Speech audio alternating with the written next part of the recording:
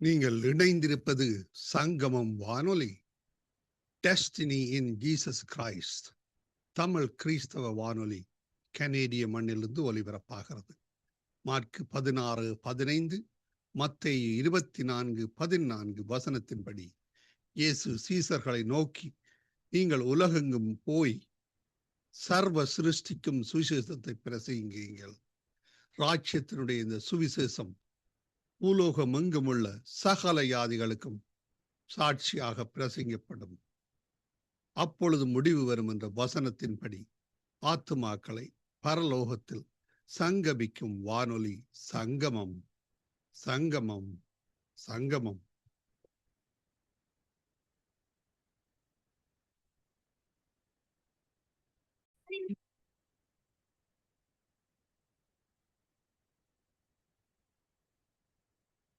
யோசுவா 11ஆம் அதிகாரம்.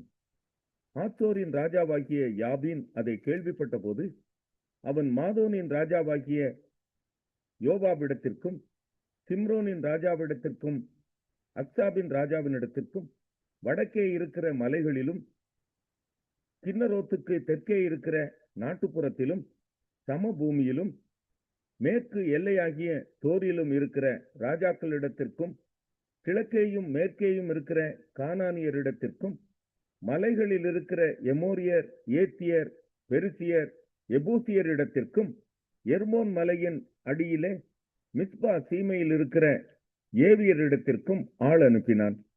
அவர்கள் கடற்கரை மணலை போல் ஏராளமான திரண்ட ஜனமாகிய தங்களுடைய எல்லா சேனைகளோடும் மகா ஏராளமான குதிரைகளோடும் ரதங்களோடும் கூட புறப்பட்டார்கள்.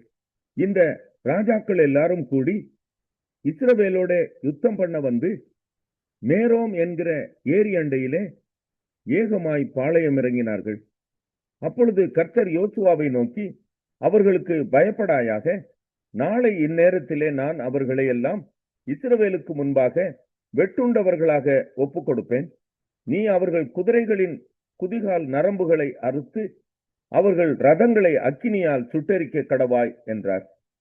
யோசுவாவும் அவனோட கூட யுத்த ஜனங்கள் அனைவரும் திடீரென்று மேரோம் ஏரி அண்டையில் இருக்கிற அவர்களிடத்தில் வந்து அவர்கள் மேல் விழுந்தார்கள். கர்த்தர் அவர்களை இஸ்ரவேலின் கையில் ஒப்புக் கொடுத்தார். அவர்களை முறிய அடித்து பெரிய சீதோன் மட்டும் மிஸ்ரபோத் மாயிம் மட்டும் கிழக்கே இருக்கிற மிஸ்பே பள்ளத்தாக்கு மட்டும் துரத்தி அவர்களில் ஒருவரும் மீதியாயிராதபடி அவர்களை வெட்டி போட்டார்கள். யோசுவா கர்த்தர் தனக்கு சொன்னபடி அவர்களுக்கு செய்து அவர்கள் குதிரைகளின் குதிகால் நரம்புகளை அறுத்து அவர்கள் ரதங்களை அக்கினியால் சுட்டெரித்தான். அக்காலத்திலே யோசுவா திரும்பி ஆத்சோரை பிடித்து அதன் ராஜாவை பட்டயத்தினால் வெட்டி போட்டான். ஆத்சோர் முன்னே அந்த ராஜ்யங்களுக்கெல்லாம் தலைமையான பட்டணமாயிருந்தது. அதில் இருந்த நரஜீவன்களை எல்லாம் பட்டய கருக்கினால் வெட்டி சங்காரம் பண்ணினார்கள். சுவாசம் உள்ளது ஒன்றும் மீதியானதில்லை. ஆத்சோரையோ அக்கினியால் சுட்டெரித்தான். அந்த ராஜாக்களுடைய எல்லா பட்டணங்களையும் அவைகளுடைய எல்லா ராஜாக்களையும் யோசுவா பிடித்து பட்டய கருக்கினால் வெட்டி கர்த்தருடைய தாசனாகிய மோசே கட்டளையிட்டபடி அவர்களை சங்காரம் பண்ணினான். ஆனாலும் தங்கள் அரணிப்போட இருந்த பட்டணங்களை எல்லாம் இஸ்ரவேலர் சுட்டரித்து போடாமல் வைத்தார்கள். ஆத்சோரை மாத்திரம் யோசுவா சுட்டரித்து போட்டான். அந்த பட்டணங்களில் உள்ள மிருக ஜீவன்களையும் மற்ற கொள்ளை பொருள்களையும் இஸ்ரவேல் புத்திரர் தங்களுக்கென்று எடுத்துக்கொண்டார்கள். ஆனாலும் எல்லா மனுஷரையும் அழித்து தீருமட்டும் அவர்களை பட்டய கருக்கினால் வெட்டி போட்டார்கள். சுவாசமுள்ள ஒன்றையும் அவர்கள் மீதியாக வைக்கவில்லை. கர்த்தர் தமது தாசனாகிய மோசேக்கு எப்படி கட்டளையிட்டிருந்தாரோ அப்படியே மோசே யோசுவாவுக்கு கட்டளையிட்டிருந்தான். அப்படியே யோசுவா செய்தான். அவன் கர்த்தர் மோசேக்கு கட்டளையிட்டதில் ஒன்றையும் செய்யாமல் விடவில்லை. இந்த பிரகாரமாக யோசுவா சேயீருக்கு ஏறி போகிற ஆலாக் மலை துவக்கி லீபனோனின் பள்ளத்தாக்கில் எர்மோன் மலையடியில் இருக்கிற பாகால் காத் மட்டுமுள்ள அந்த முழு தேசமாகிய மலைகளையும், தென் தேசம் யாவையும், கோசேன் தேசத்தையும், சமனான பூமியையும், நாட்டுப்புறத்தையும், இஸ்ரவேலின் மலைகளையும், அதன் சம பூமியையும் பிடித்து கொண்டு அவைகளின் ராஜாக்களை எல்லாம் பிடித்து அவர்களை வெட்டி கொன்று போட்டான். யோசுவா நெடுநாளாய் அந்த ராஜாக்கள் எல்லாரோடும் யுத்தம் பண்ணினான். கிபியோனின் குடிகளாகிய ஏவியரை தவிர ஒரு பட்டணமும் இஸ்ரவேல் புத்திரரோட சமாதானம் பண்ணவில்லை. மற்றெல்லா பட்டணங்களையும் யுத்தம் பண்ணி பிடித்தார்கள். யுத்தம் பண்ண இஸ்ரவேலுக்கு எதிராக வரும்படிக்கு அவர்களுடைய இருதயம் கடினமானதும், இப்படியே அவர்கள் பேரில் இரக்கம் உண்டாகாமல் கர்த்தர் மோசேக்கு கட்டளையிட்டபடி அவர்களை அழித்து சங்காரம் பண்ணினதும் கர்த்தரால் வந்த காரியமாயிருந்தது.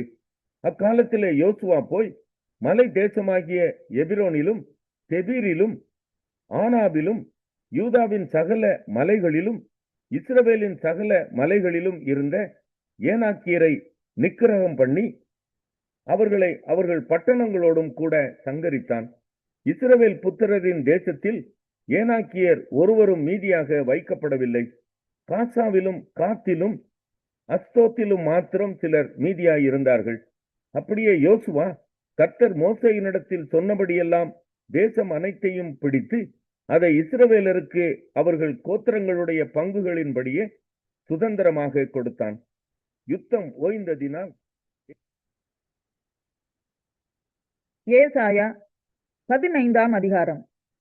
மோவாபின் பாரம். இரவிலே மோவாபில் உள்ள ஆர் என்னும் பட்டணம் பாழாக்கப்பட்டது, அது சங்காரமாயிற்று. இரவிலே மோவாபில் உள்ள கீர் என்னும் பட்டணம் பாழாக்கப்பட்டது, அது சங்காரமாயிற்று. அழும்படி மேடைகளாகிய பாயித்துக்கும் தீபோனுக்கும் போகிறார்கள். நேபோவின் நிமித்தமும் மெதேபாவின் நிமித்தமும் மோவாப் அலறுகிறது. அவர்களுடைய தலைகளெல்லாம் மொட்டை அடித்திருக்கும், தாடிகளெல்லாம் கத்தரித்திருக்கும். அதன் வீதிகளில் இரட்டை கட்டிக்கொண்டு எல்லாரும் அதன் வீடுகள் மேலும் அதன் தெருக்களிலும் அலறி அழுது கொண்டிருக்கிறார்கள். எஸ்போன் ஊராரும் எலேயாலே ஊராரும் கூக்குரல் இடுகிறார்கள். அவர்கள் சத்தம் யாகாஸ் மட்டும் கேட்கப்படுகிறது. ஆகையால் மோவாபின் ஆயுதபாணிகள் கதறுகிறார்கள். அவனுடைய ஆத்துமா அவனில் கிளேசப்படுகிறது. என் இருதயம் மோவாபின் நிமித்தம் ஓலமிடுகிறது. அதிலிருந்து ஓடி வருகிறவர்கள் 3 வயது கிடாரியைப் போல அலைகிறார்கள். லூஹித்துக்கு ஏறி போகிற வழியிலே அழுகையோட ஏறுகிறார்கள். ஓரோனாயிமின் வழியிலே நொறுங்குதலின் கூக்குரல் இடுகிறார்கள். நிம்ரீமின் நீர்ப்பாய்ச்சலான இடங்கள் பாழாய்ப்போம், புல் உலர்ந்து முளை அழிந்து பச்சை இல்லாமற் போகிறது.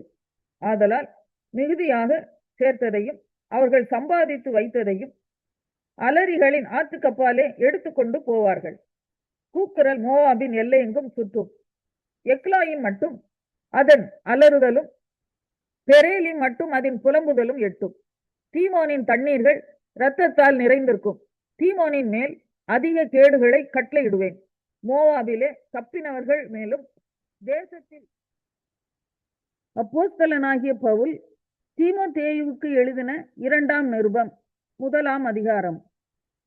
கிறிஸ்து இயேசுவினால் உண்டாயிருக்கிற ஜீவனை பற்றிய வாக்கு தத்தத்தின்படி தேவனுடைய சித்தத்தினாலே இயேசு கிறிஸ்துவின் அப்போஸ்தலனாய் இருக்கிற பவுல் பிரியமுள்ள குமாரனாகிய தீமோத்தேயுவுக்கு எழுதுகிறதாவது, பிதாவாகிய தேவனாலும் நம்முடைய கர்த்தராகிய கிறிஸ்து இயேசுவினாலும் கிருபையும் இரக்கமும் சமாதானமும் உண்டாவதாக.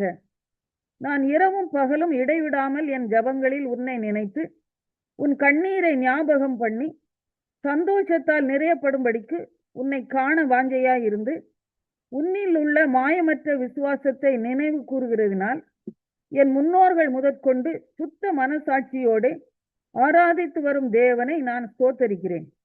அந்த விசுவாசம் முந்தி உன் பாட்டியாகிய லோவிசாளுக்குள்ளும் உன் தாயாகிய ஐனிகேயாளுக்குள்ளும் நிலைத்திருந்தது.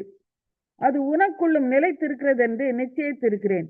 இதன் நிமித்தமாக நான் உன்மேல் என் கைகளை வைத்ததினால் உனக்கு உண்டான தேவ வரத்தை நீ அனல் மூட்டி எழுப்பி விடும்படி உனக்கு நினைப்பூட்டுகிறேன். தேவன் நமக்கு பயமுள்ள ஆவியை கொடாமல் பலமும் அன்பும் தெளிந்த புத்தியுள்ள ஆவியையே கொடுத்திருக்கிறார். ஆகையால் நம்முடைய கர்த்தரை பற்றிய சாட்சியை குறித்தாவது அவர் நிமித்தம் கட்டப்பட்டிருக்கிற என்னை குறித்தாவது நீ வெட்கப்படாமல் தேவ வல்லமைக்கேற்றபடி சுவிசேஷத்திற்காக என்னோட கூட தீங்கனுபவி. அவர் நம்முடைய கிரிகைகளின்படி நம்மை ரட்சிக்காமல் தம்முடைய தீர்மானத்தின்படியும் ஆதி காலம் முதல் கிறிஸ்து இயேசுக்குள் நமக்கு அருளப்பட்ட கிருபையின்படியும் நம்மை ரட்சித்து பரிசுத்த அழைப்பினாலே அழைத்தார். நம்முடைய இரட்சகராகிய இயேசு கிறிஸ்து பிரசன்னமானதினாலே அந்த கிருபை இப்பொழுது வெளிப்படுத்தப்பட்டது.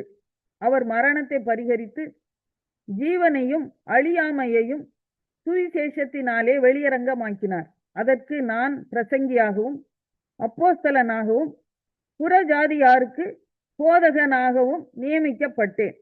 அதின் நிமித்தம் நான் இந்த பாடுகளையும் அனுபவிக்கிறேன். ஆயினும் நான் வெட்கப்படுகிறதில்லை. ஏனென்றால் நான் விசுவாசித்திருக்கிறவர் இன்னார் என்று அறிவேன். நான் அவரிடத்தில் ஒப்பு கொடுத்ததை அவர் அந்நாள் வரைக்கும் காத்து கொள்ள வல்லவராய் இருக்கிறார் என்று நிச்சயத்தும் இருக்கிறேன். நீ கிறிஸ்து இயேசுவை பற்றும் விசுவாசத்தோடும் அன்போடும் என்னிடத்தில் கேட்டு இருக்கிற ஆரோக்கியமான வசனங்களின் சட்டத்தை கை கொண்டிரு.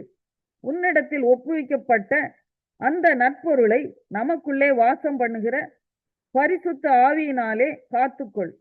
ஆசியா நாட்டில் இருக்கிற யாவரும் அவர்களில் பிகல்லு ஏர்மகனே முதலா என்னை விட்டு விலகினார்கள் என்று அறிந்திருக்கிறாய். ஒனேசி போருவின் வீட்டாருக்கு கர்த்தர் இரக்கம் கட்டளையிடுவாராக. அவன் அநேகந்தரம் என்னை இளைப்பாற்றினான். என் விலங்கை குறித்து அவன் வெட்கப்படவும் இல்லை. அவன் ரோமாவில் வந்திருந்த போது அதிக ஜாக்கிரதையாய் என்னை தேடி கண்டுபிடித்தான். அந்நாளிலே அவன் கர்த்தரிடத்தில் இரக்கத்தை கண்டடையும்படி கர்த்தர் அவனுக்கு அனுக்கிரகம் செய்வாராக. அவன் எபேசுவிலே செய்த பற்பல உதவிகளையும்